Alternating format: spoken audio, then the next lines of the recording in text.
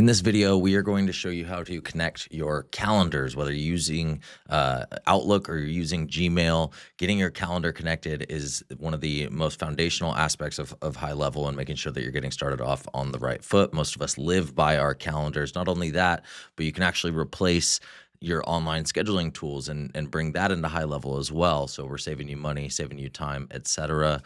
So with that, let's go ahead and jump right in. We're going to get your calendars connected. Why are we going to do this? Because this is what's going to allow you to replace Calendly or any online scheduling tool that you've been using.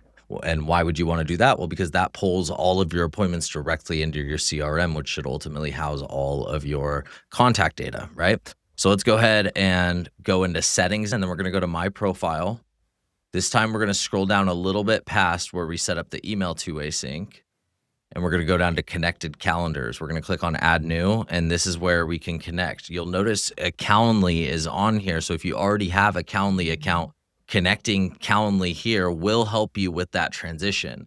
If you come in here and you connect your Google Calendar, it's also going to connect Teams, or it's also going to connect Google Meet, which is good for allowing people to book a call in your calendar and have it populate a video meeting link automatically, right? So you can do that with Zoom, or you can do that with Microsoft Teams as well.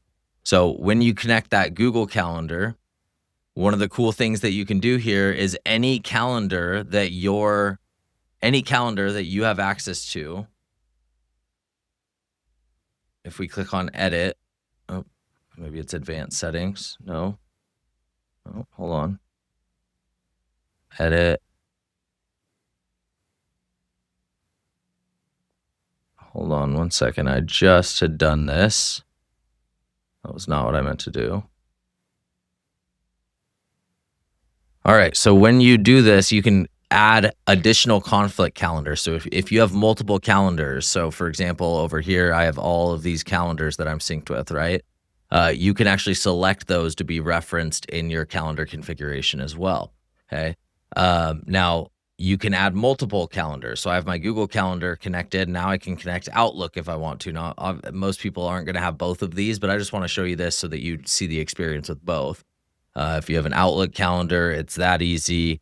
Again, Calendly can be really useful if you're trying to transition away from Calendly. Connecting Calendly in here can start to populate some of those events and those contacts from the events into this account.